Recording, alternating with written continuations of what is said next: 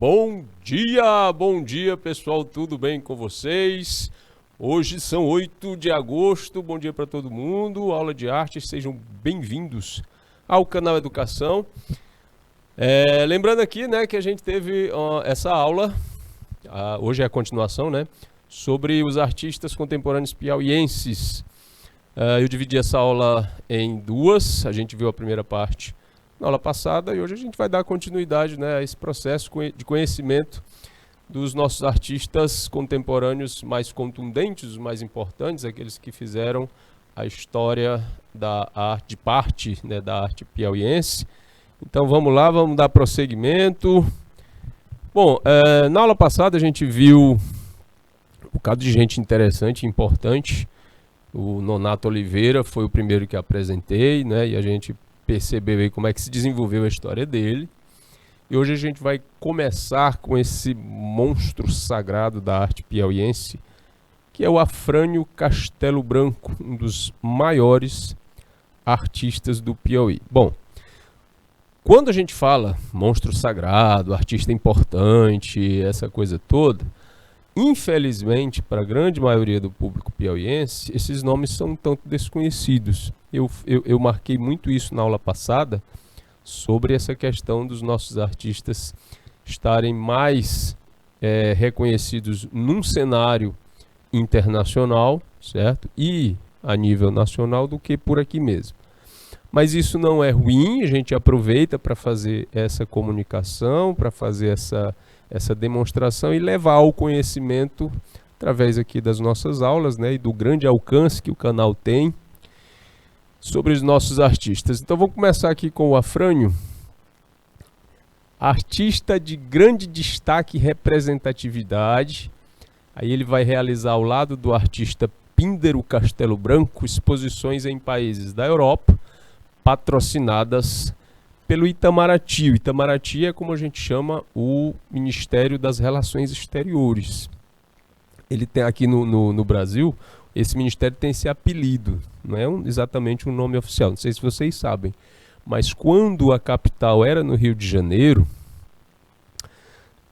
o Marquês do Itamaraty cedeu, né, a casa dele para ser sede do Ministério das Relações Internacionais. E por conta disso, o Ministério acabou pegando esse apelido, né? Itamaraty. Quando foi fundada Brasília, na década de 60, né, em 1960, o Ministério das Relações levou consigo esse apelido. Mas vamos lá. A importância do Itamaraty para as relações externas no Brasil passa pelo apoio, né, a muitos artistas do território nacional. E muitos artistas piauienses passaram também por esse processo. Assim, sua carreira foi marcada pelas numerosas participações em importantes exposições e eventos culturais pelo país e pelo mundo.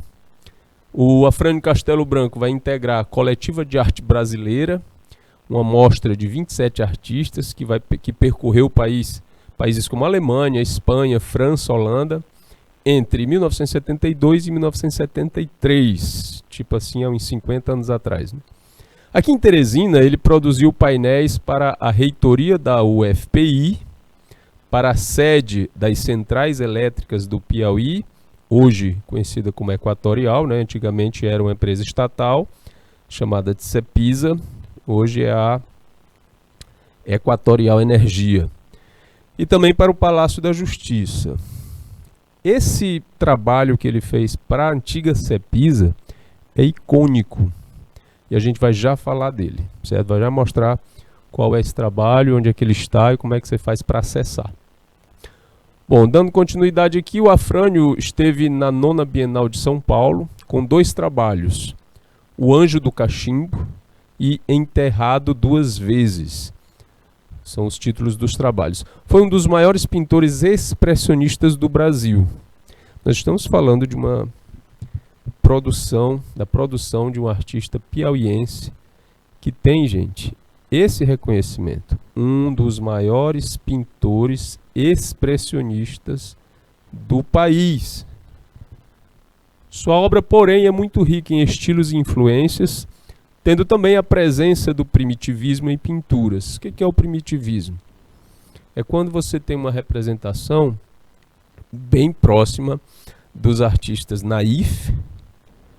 Um artista naif, se escreve assim, né, em francês, significa ingênuo, ou seja, um autodidata, um artista que não tem, que começou as suas propostas de expressividade sem uma preparação acadêmica, sabe, sem estudar belas artes nem nada. A gente chama isso de arte naif. E a arte naif é toda cheia desse primitivismo, dessa representação pura da linha, da cor, do traço, da textura, sem essa preparação acadêmica chamada, ok? Então, além de ser expressionista, tem a presença do primitivismo nas pinturas dele. Para as artes plásticas piauienses, ele foi um dos maiores nomes abrindo portas para nossos criadores, né, se mostrarem ao mundo, expondo o valor das nossas artes. Seus trabalhos hoje estão em exibições em importantes museus pelo Brasil, incluindo o nosso Museu do Piauí. O Museu do Piauí fica ali no centro histórico de Teresina.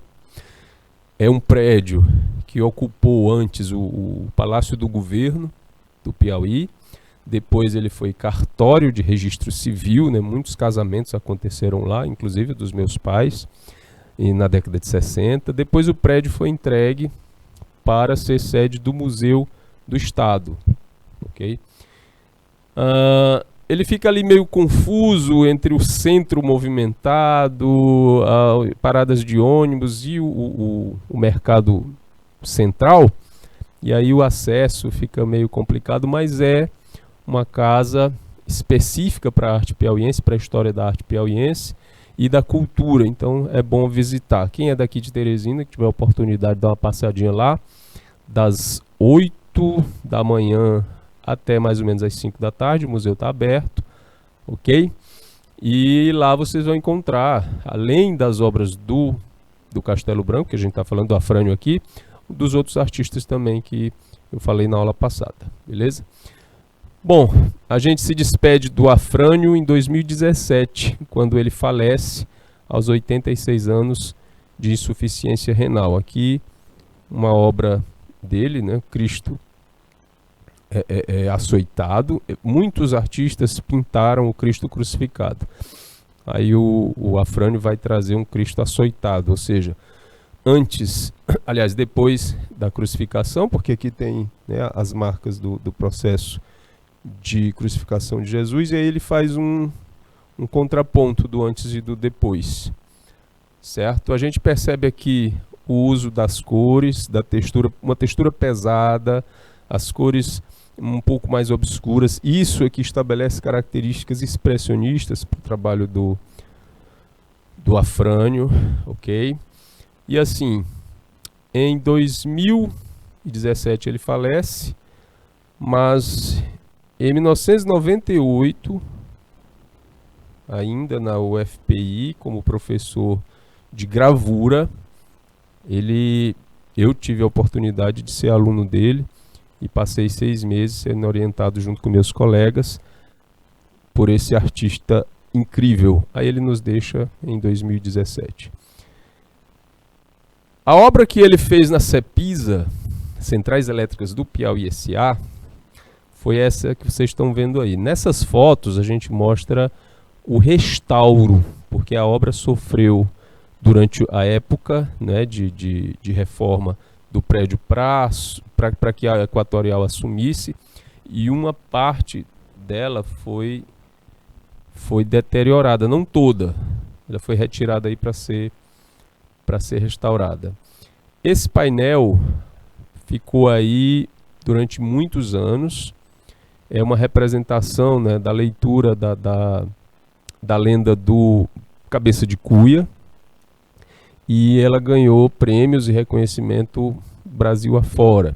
Aqui na foto a gente também vê a pessoa da Zosilena Frois Costa, que é também artista piauiense, também professora da UFP, diretora do núcleo de arte lá da UFP, do curso de arte, e restauradora.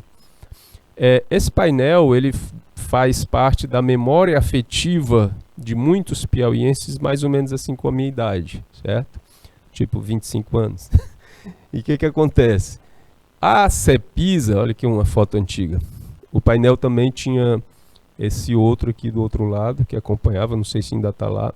Aqui a gente tem uma foto antiga da Avenida Maranhão, em Teresina, às margens do rio Puti. E aqui a Praça Monumento da Costa e Silva, conhecida até hoje como Praça da Cepisa. Embora a empresa que fica aqui em cima não tenha mais esse nome, hoje é Equatorial Energia. Esse conjunto cultural, né, esse corredor cultural, Praça Monumento, que hoje está diferente, ela está cercada, tem muito mais árvores, as árvores cresceram todas e ela está um pouco deteriorada, mas enfim, foi um importante corredor cultural naquela época e a empresa, a Cepisa, se adequou a esse processo. Aqui na foto a gente vê a parte interna, mas isso daqui era aberto ao público, não tinha... o muro era baixinho e tinha uma passagem, apesar de controlada, mas o acesso era fácil. Aqui embaixo a gente vê uma espécie de fosso. Não eram as piscinas, mas não era piscina, eram uns laguinhos que tinha... Gente, tinha tracajá, jacaré, tudo nesse espaçozinho pequeno. Pequeno aquário. Tracajá é um quelônio, parecido com um cágado, né? Tinha cágado, jabuti. Não era muito, mas formavam ali um ecossistemazinho em conjunto com esse visual do painel que, assim, atraía muita gente. Como meu pai trabalhou na Cepisa durante muitos anos, então eu estava quase sempre lá. Gostava de visitar esse laguinho e ficava olhando para entender, né, o mito do cabeça de cuia no painel do Afrânio Castelo Branco. Hoje, a Equatorial aumentou os muros, né? Isso não é mais possível ser visto de fora. Eu não sei como é que a empresa hoje em dia gerencia essa questão, se há visitas, se não há, para essa exposição aí que fica... Porque a obra foi toda restaurada, né? Não sei como é que ficou depois. Mas a época da Cepisa, a visão que a gente tinha era mais ampla, porque era tudo mais aberto. Ok?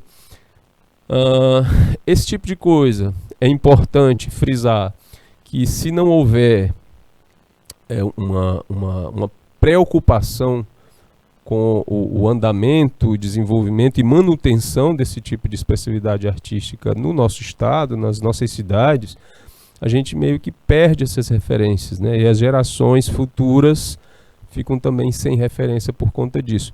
Eu escuto muito de alunos que eles dizem sempre, parece que o Piauí não tem nada, não produz nada. Na verdade, a nossa sociedade precisa estar mais atenta na manutenção dessas referências, para que a gente não fique ali perdido, achando que nunca produziu nada, que a gente não tem referência. E o Afrânio deixou a sua marca aí, nessa época, dessa forma, dessa maneira. Beleza? Então vamos deixar aqui o Afrânio, vamos passar para a ceramista Fátima Campos. Não sei se vocês já ouviram falar dela. A Fátima é uma artista que colocou o Piauí no mapa do mosaico nacional. E ela faz experimentos com cerâmica. Maria de Fátima Campos Souza Medeiros, 54 anos, artista plástica piauiense, signo de Peixes. Nasceu na cidade piauiense de União, aqui pertinho. Aí ela cursou artes no Centro de Pesquisa de Arte Ivan Serpa, na cidade do Rio de Janeiro, e começou com pintura na década de 70. Depois, já em São Paulo, procurando uma técnica que pudesse exprimir sua arte, escolheu a cerâmica como veículo de expressão. Então, o que a gente entende quando um artista procura esse processo que possa ajudá-lo a exprimir sua arte? Um artista plástico, ele trabalha com o visual. Não interessa se ele vai encontrar esse nicho visual na pintura, na escultura, na modelagem, na colagem, certo? Na performance, na tatuagem, no grafite, enfim. Cada artista se molda àquela expressividade na qual ele se sente mais à vontade e onde ele cresce mais, onde ele se expressa com mais facilidade. Ou o material se apresenta de maneira que ele tenha mais facilidade para trabalhar esse material. No caso da Fátima Campos foi a cerâmica, o que é difícil, porque a cerâmica é um processo. certo? A moldagem, a escultura por moldagem ou modelagem no barro, ela existe. É uma técnica. Você faz a modelagem no barro, né, na argila, e aí isso seca ao sol, você pinta ou trabalha a superfície de outra forma e estabelece ali a relação expressiva, né, da sua produção. Já a cerâmica é diferente. Para ser cerâmica é preciso ser assada no forno de mais ou menos 1000 graus. Então a técnica envolve desde a preparação, porque são argilas diferentes, argilas específicas, a secagem tem que ser absoluta, porque se ficar um pouco úmido na hora de entrar no forno para assar, a peça pode rachar ou estourar todinha. Então é um processo mais complicado, né? Precisa mais estudo, precisa mais preparação e uma entrega maior. E foi exatamente nesse nicho que a Fátima se encontrou. Não no processo de escultura somente e escultura figurativa. As esculturas da Fátima são em sua maioria abstratas, mas também nas peças de mosaico. Aqui na fotografia, estão vendo essa peça que está aqui no muro. São vários blocos, né, de cerâmica que foram moldados e colocados aqui na parede, né, formando um mosaico, né, juntando essa ideia aí abstrata. Então é a base do trabalho da Fátima, certo?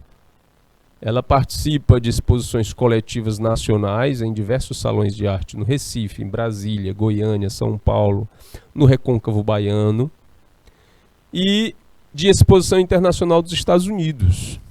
É citada em várias revistas de decoração, como Casa e Jardim, Casa Cláudia, Espaço D, Viver Bem e Casa Vogue.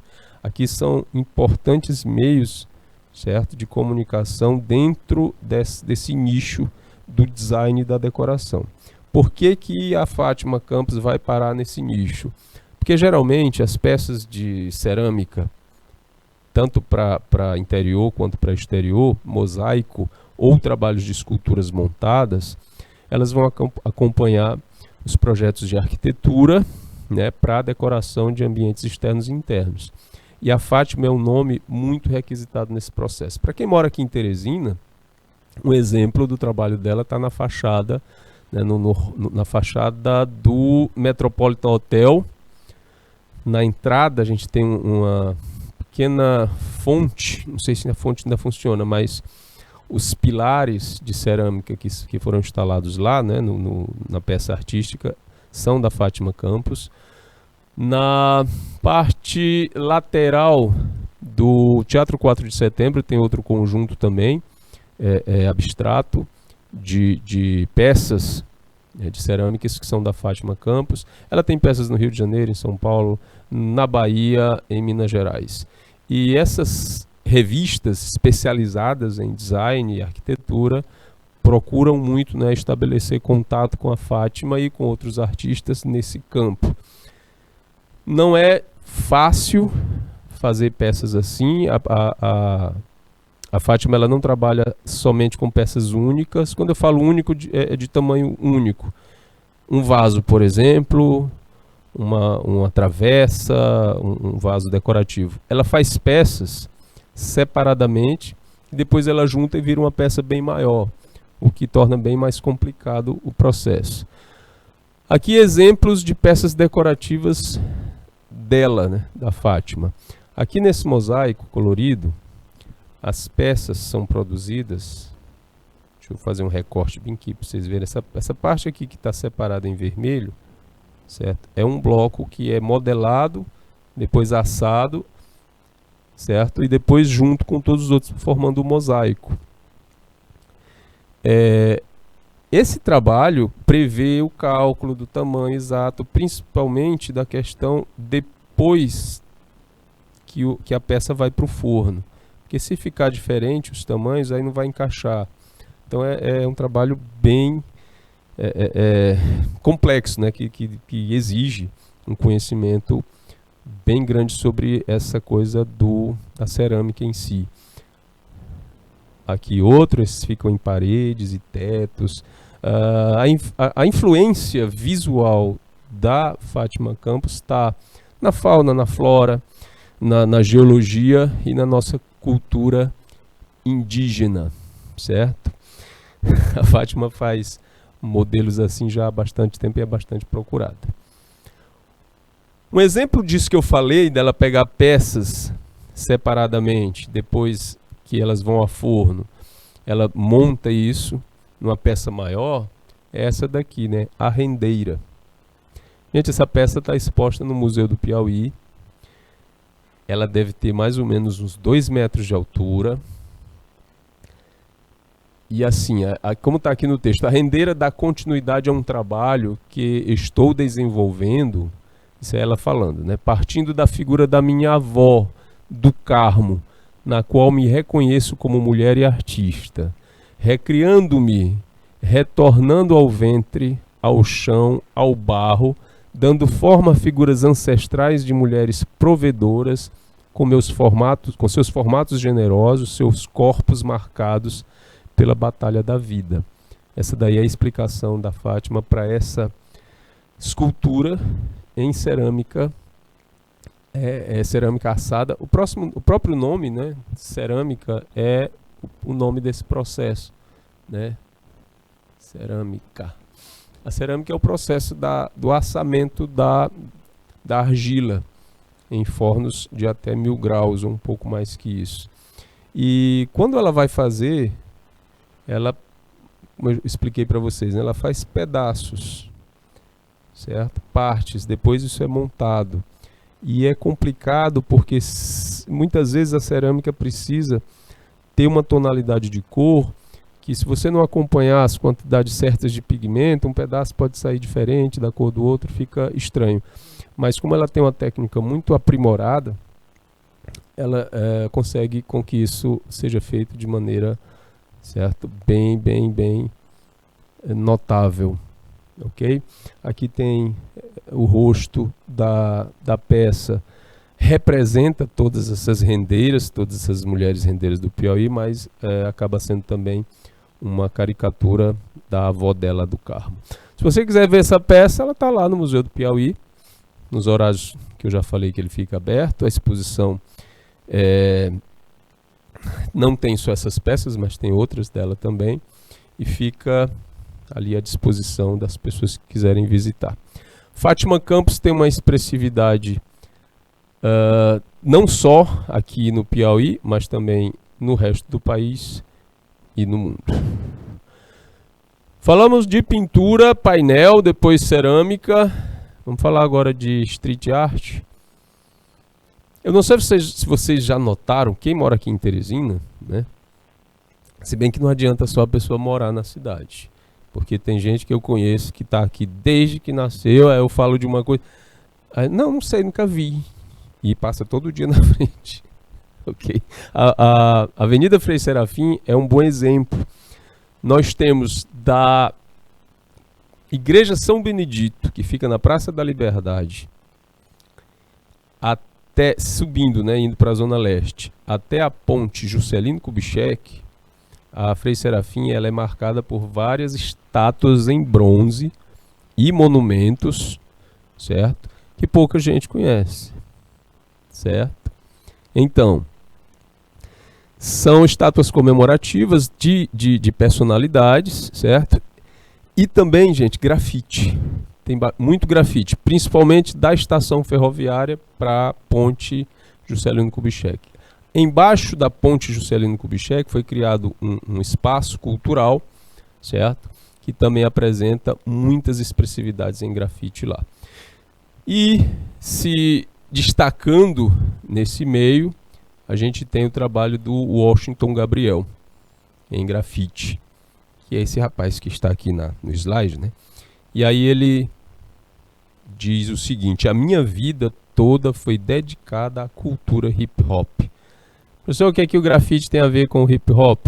O hip hop é uma cultura, uma linguagem cultural que tem na representação musical o rap, na representação visual o grafite e na representação corporal, né, a dança do break.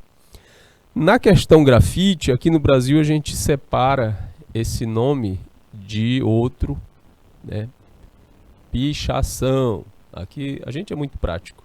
Então, quando é pichação? Quando não é assim, um trabalho artístico, e quando tem autorização dos proprietários para que o grafite seja feito. Exatamente, aqui no Brasil, mesmo se for uma obra artística, se não houver autorização, né, do proprietário ou da prefeitura, de quem quer que seja, um órgão oficial, não é considerado grafite.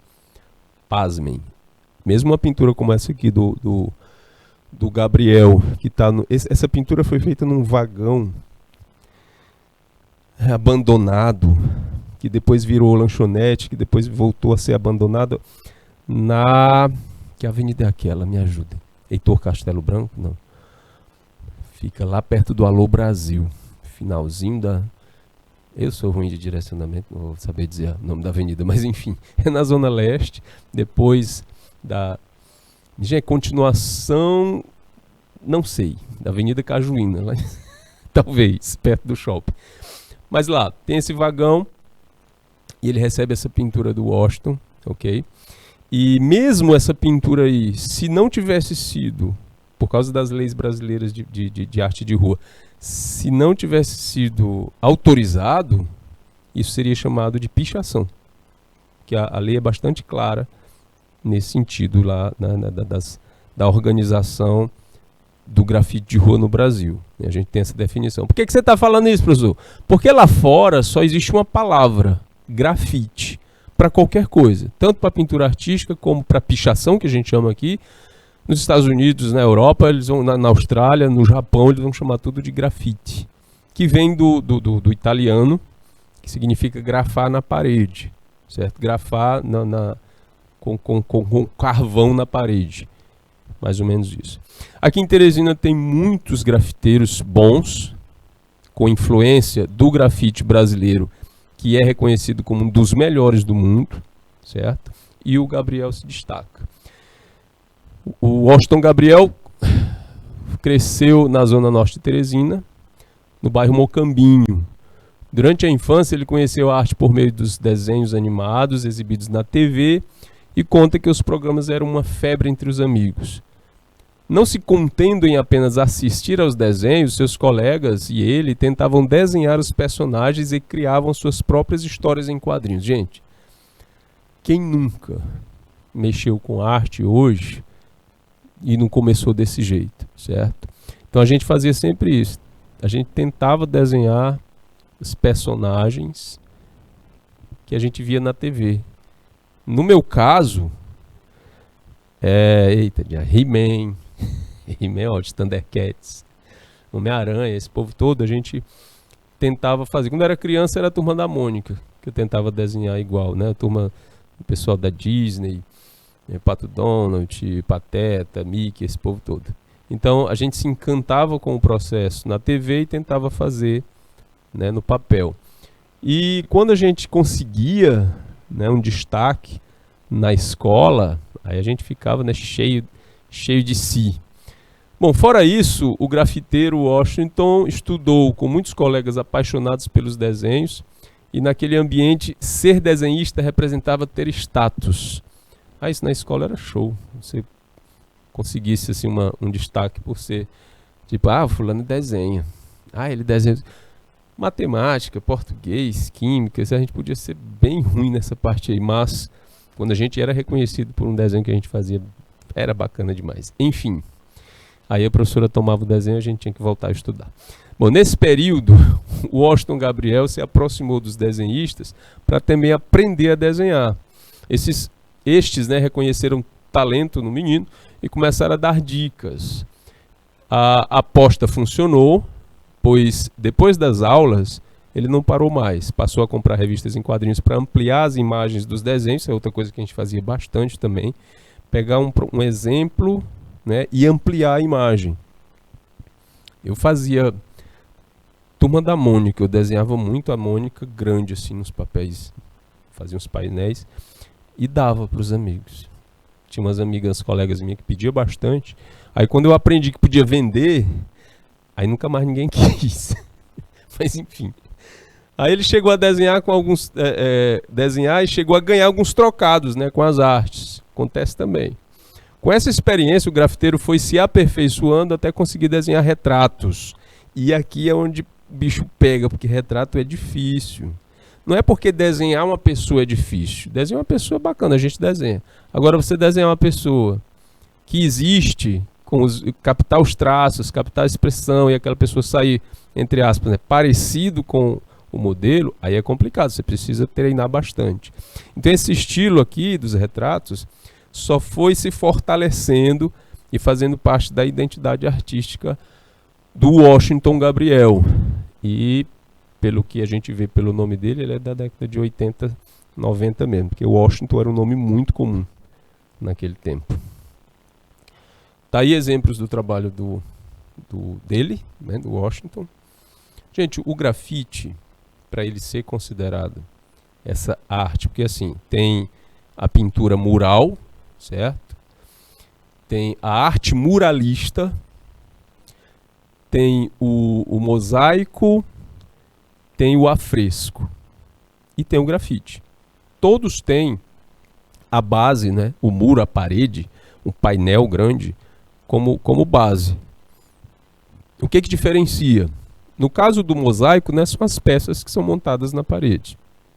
Peças que podem ser de vários tamanhos. O caso da Fátima Campos, a gente viu lá, né, ela faz as peças de cerâmica e organiza isso numa parede, faz lá o procedimento e aquilo fica fixado. No caso de um mosaico bizantino, né, as tesselas, que são as pecinhas pequenas que vão ser organizadas de forma a gerar lá um desenho específico.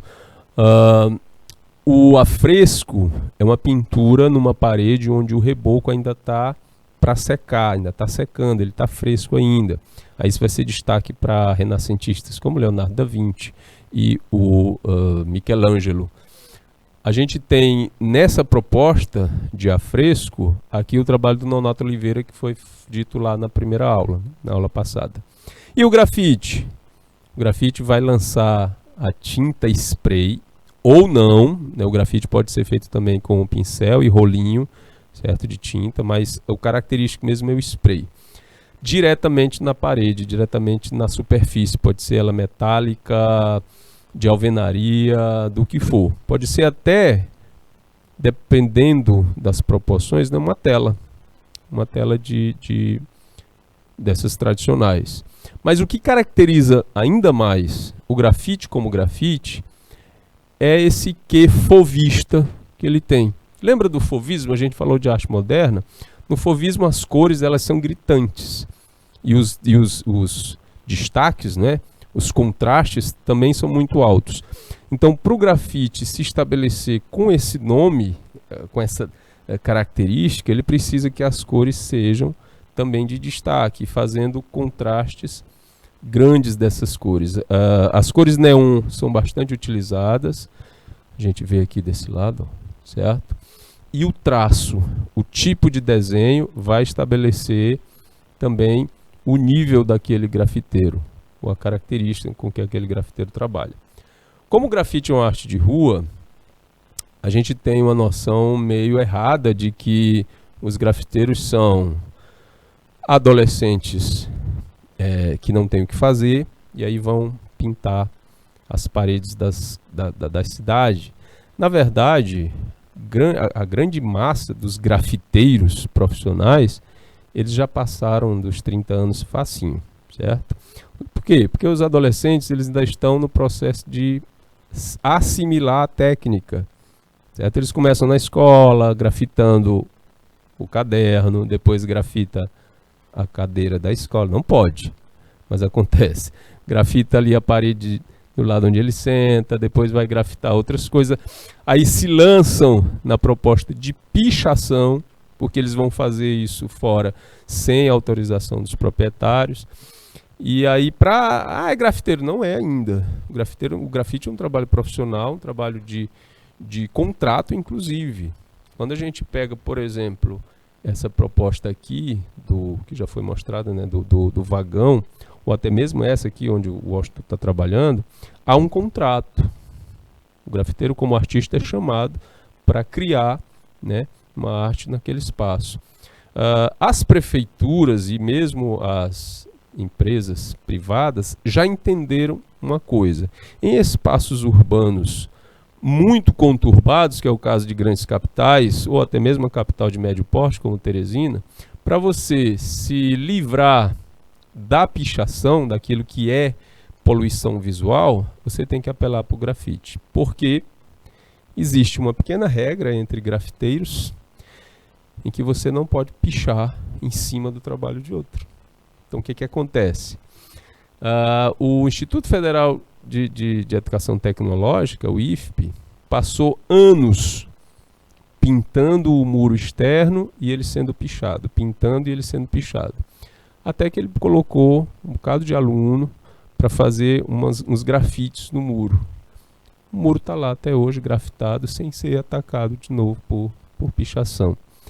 Quem entendeu isso também foi a própria Equatorial Energia, lá no centro-sul da cidade.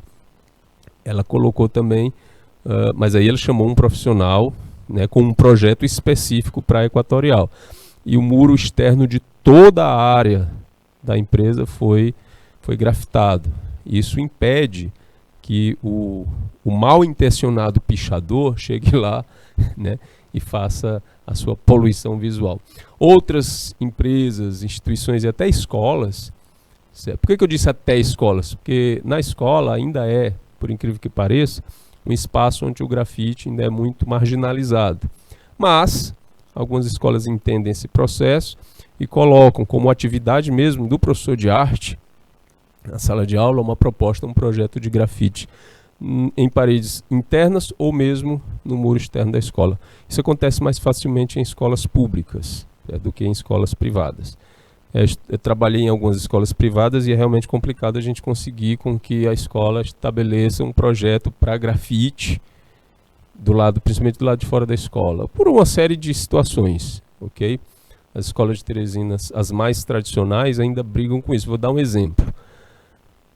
A Avenida Frei Serafim tem uma escola grande e tradicional lá, certo?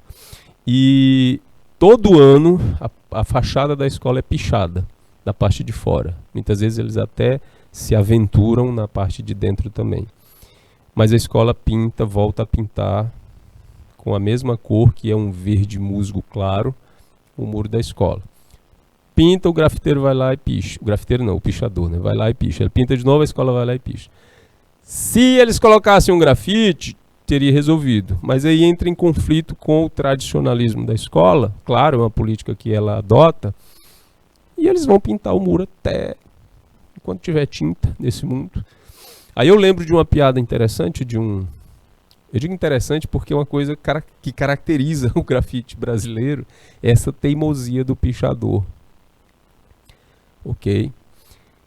Uma frase que permeia o anedotário da arte de rua no Brasil, que foi pichada numa padaria. O dono da padaria pintava e o cara pichava. O dono da padaria pintava, o cara pichava. A frase era: eu picho e você pinta. Vamos ver quem tem mais tinta? Olha o tamanho do deboche. E aí ficava nessa luta. Só que o Gabriel não. Olha só o que ele faz. Isso aqui são retratos. Nesse caso aqui, são retratos dos moradores de um bairro. Num projeto da prefeitura, ele fazia para valorização, né, visual e da identidade dos moradores do local. O Washington desenvolveu esse projeto aí. E aquela coisa que eu falei, o retrato é complicado, é difícil, precisa o talento, a técnica que tem que estar presente para o retrato não ficar estranho, né? Não ficar ali no Vale da Estranheza. E ele consegue desenvolver isso de boa. E é uma técnica com o grafite. Pintar com o grafite não é também uma coisa muito fácil, certo? Não há o mesmo controle que a gente tem com o pincel, seja ele de pelo ou não. É complicado. O grafite, você está ali apertando, certo, a ponta da lata de tinta e você é que dá o controle do direcionamento, da pressão, né, e da saída de tinta, distanciamento. Então tudo isso tem que ser visto. E o Gabriel, como ninguém ou como poucos, né, domina esta técnica. Falamos de grafite, falamos de pintura mural, né? De cerâmica, e agora vamos de arquitetura. O Piauí tem bons arquitetos, tem excelentes arquitetos.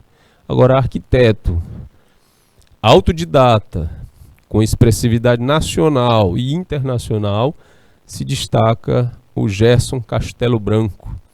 É impressionante, obra de um arquiteto autodidata. Essa aqui é uma casa em Parnaíba.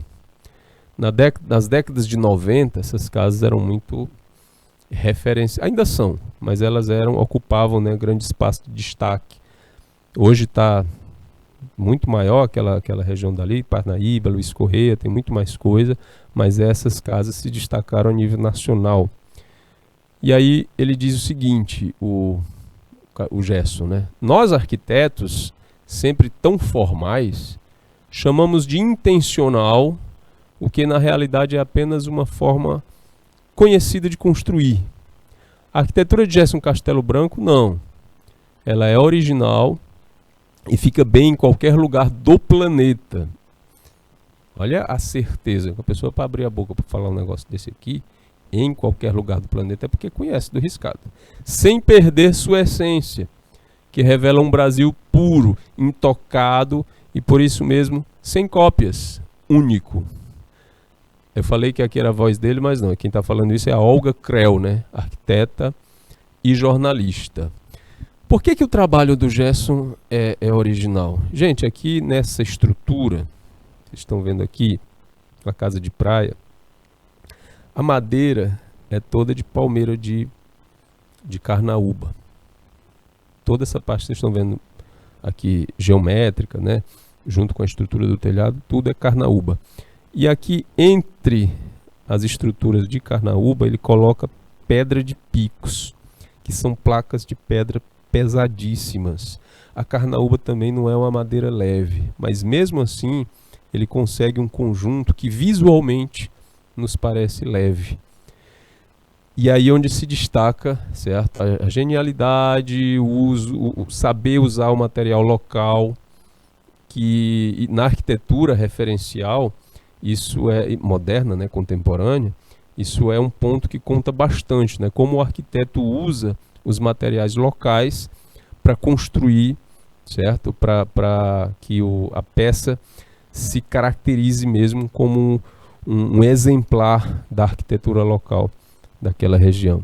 E como se faz muitas casas a nível popular, certo? Com o babaçu, com a carnaúba, aí ele vai tirar desses meios, esses materiais, e estabelecer uma arquitetura inovadora a partir daí. Gerson Castelo Branco. Ele nasce em 1948, na Parnaíba. Logo na infância descobriu sua ligação com o campo das artes e muito precocemente percebeu que, abre aspas, todo o sistema era invertido. Os objetivos eram de manipulação, né, na escola. Quando éramos mais ousados com qualquer tipo de inovação, havia um controle. O meu olhar não estava para meninas, estava para os meninos. Isso gerava uma situação extremamente incômoda numa cidade retrógrada. Com 18 anos, ele saiu da casa de sua família e chegou em Salvador. Ao se deparar com a Baía de Todos os Santos, o colorido fantástico das ladeiras e a população soteropolitana se viu apresentado para um Brasil que desconhecia, um Brasil intenso. Fez vestibular para arquitetura, mas não foi aprovado. Desculpe, mas foi aprovado em sua segunda opção, que foi Belas Artes. Eu fiz o contrário, fiz para Belas Artes, aí foi aprovado direto, depois fiz para arquitetura e não fui aprovado. Ai, que tristeza. Bom, era incrível estar ali, novos baianos, Carnaval da Bahia, tudo muito curioso, novos hábitos, nova cultura. No entanto, era muito difícil ter os recursos para se manter na cidade. Esses são os parâmetros de vida, né, do Gerson Castelo Branco. Quando ele volta para Teresina, estabelecido já como um artista reconhecido, aí ele é chamado para fazer essas estruturas que tem aí, que todo mundo conhece ali da nossa Copacabana teresinense, que foi chamada na sua criação pelo governador Alberto Silva de Poticabana, certo? Porque queria se imitar aqui uma praia nas margens do Poti, né? Como se fosse Copacabana. Aí ficou a nossa Poticabana. Gente, tinha piscina de ondas. tinha tobogã, tinha tudo lá. Eu tenho saudade desse tempo. Fantástico. Hoje tá ótima, tá maravilhosa, só não tem a piscina de ondas. Já imaginou o que você tem num lugar onde a piscina de ondas? Isso na década de 90. Certo? Era chique demais, né? Aí assim, esses nichos, fora a piscina de ondas, esses nichos aqui, essas estruturas que foram projetadas para acomodar bares e lanchonetes, né, e a estrutura também de orientação ao turista, são do Gerson Castelo Branco. Ok? Os outros arquitetos de grande destaque no Piauí, eles são todos, né, de formação acadêmica. E eu trouxe o destaque para o Gerson exatamente por esse fato dele ser autodidata, né, e um artista puro nesse sentido, certo? Não, sem desmerecer, claro, o trabalho dos outros grandes arquitetos que a gente tem aqui na cidade. Na continuidade, fotografia. 10 minutos. Os fotogramas e o olhar de Antônio Quaresma, outro também que foi meu professor. A paixão pela fotografia começou quando um mundo invisível ao olho nu se tornou visível para mim. Eu era estudante de medicina, olhando no microscópio as formas que eu não via a olho nu. Foi um mundo que se revelou. Era o mundo das formas, das bactérias, como eu era por dentro, como eu sou. Aí o Antônio Quaresma termina o curso de medicina, mas vai se dedicar à arte. Em Teresina, gente, isso é criticado assim profundamente, porque o foco aqui da maioria dos estudantes é medicina, porque aqui ainda é muito forte essa coisa das pessoas irem atrás do curso que dê, né, status, dê um retorno financeiro bacana, etc. Então medicina e direito aqui em Teresina ainda é muito forte. Aí quando você encontra uma pessoa que já está fazendo medicina, desiste ou não vai cursar, não vai seguir a carreira profissional para ser artista, é pedrada, filho. E foi o que o Quaresma fez. Olha lá, Antônio Quaresma de Souza Filho é fotógrafo, mas ele enche a boca, fotógrafo. Piauiense, natural de Campo Maior, nasceu em 53, sob os signos de Aquário e Dragão, graduado em Educação Artística pela Universidade Federal da Paraíba, mestre em Fotografia Artística, por onde? Pela New York University International Center of Photography. Que chique. Doutorando em Teoria da Imagem pela Faculdade de Belas Artes da Universidade de Lisboa e desenvolvendo o projeto de tese sobre natureza morta em fotografia. Se é para largar a medicina para fazer fotografia, não aceito menos do que isso aqui, tá? Que essa preparação. É professor do departamento, tô brincando, é professor do Departamento de Arte Visual da Universidade Federal do Piauí. Participou ao longo dos últimos 30 anos de várias coletivas no Brasil exterior, realizando também exposições individuais em Teresina, São Paulo e Nova York, com fotos em acervos particulares de colecionadores do Brasil, França, Itália, Portugal, Alemanha e Estados Unidos. Aqui são os países onde tem, como está dizendo aqui, né, acervos particulares de colecionadores. Gente que foi lá, viu o trabalho deles e disse, eu quero. Compra e coleciona. No Brasil, na Alemanha, nos Estados Unidos, na Itália, em Portugal, na França. Apesar de ter trabalhado como documentarista, foi na arte que Quaresma se encontrou e pôde expressar sua identidade e conquistar o cenário das artes. Mesmo trabalhando como documentarista, permitiu-se experimentar e explorar diversas expressões artísticas. O forte do Quaresma é o que a gente chama de fotograma, cujo resultado são imagens como essa daqui, certo? E como ele começou com a história lá do microscópio, né, que encantou pela imagem, então ele vai fazer fotografias ampliadas de pequenas situações, por exemplo, de flores, de frutos. Eu uso aqui sempre como referência a clínica, aliás, o Hospital do Olho. Não fazendo propaganda não, mas é porque lá realmente é um hospital museu de arte moderna ao mesmo tempo. Porque quando você entra no espaço, em todos os espaços do hospital, tem referência artística de artistas do Piauí e do Brasil e do mundo. Eles valorizam tanto a exploração dessas imagens, de estar apresentando para as pessoas essas obras, que até em um dos banheiros tem quadros, tem uma fotografia feita pelo Quaresma num dos banheiros de acesso ali da recepção do Hospital do Olho. Fora o restante. Painéis imensos de penas fotografadas pelo Quaresma, né, num conjunto quase abstrato, numa imagem muito bem feita de uma microfotografia. A gente pode encontrar lá também no Hospital do Olho e em outras clínicas também aqui em Teresina. Como nós somos um núcleo muito forte aqui no Norte e Nordeste de referência médica, as clínicas investem no visual e também nessa aquisição de peças artísticas, tanto do Piauí como de fora. E a gente vai poder ver, você vindo aqui a Teresina ou já estando aqui, você indo para essas clínicas, você vai encontrar trabalhos tanto do Antônio Quaresma quanto de todos esses que a gente está falando aqui, certo? Do Afrânio Castelo Branco, do Nonato Oliveira, do Inácio Portela, por exemplo. Eu não trouxe o nome dele para cá, com as obras para falar nessa aula, mas o Inácio Portela é um artista contemporâneo que domina o cenário das clínicas ali do Medimagem, Mediplan, Humana, tudo é ele. Vamos lá adiante. Esses aqui são os trabalhos de fotograma do Quaresma.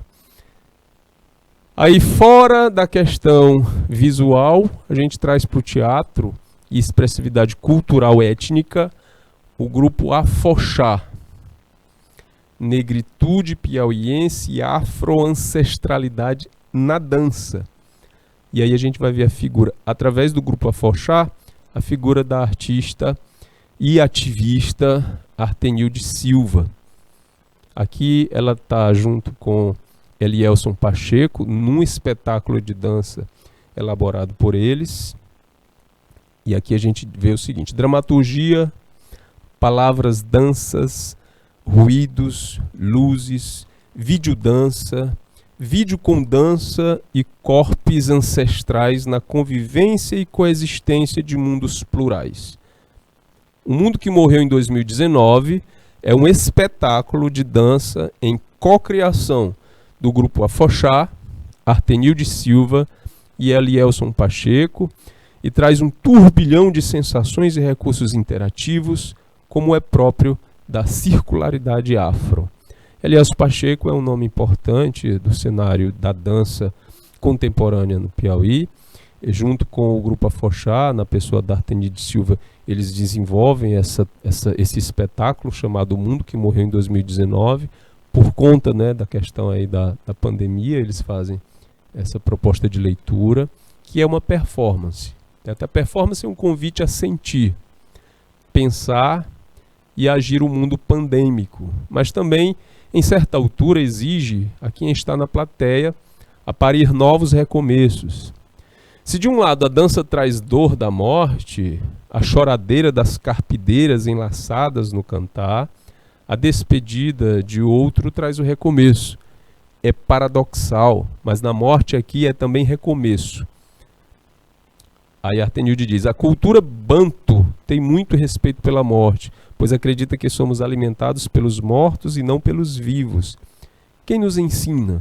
Os avós, que são nossos antepassados. Por isso, esse trabalho é ancestral e matriarcal, conta a Artenilde Silva. O trabalho dela, junto também com o do Elielson e do grupo Afoxá, para quem não conhece, esse grupo é um grupo de produção cultural e artístico de dança, percussão, artes plásticas, artesanato, culinária e estética de valores afrodescendentes.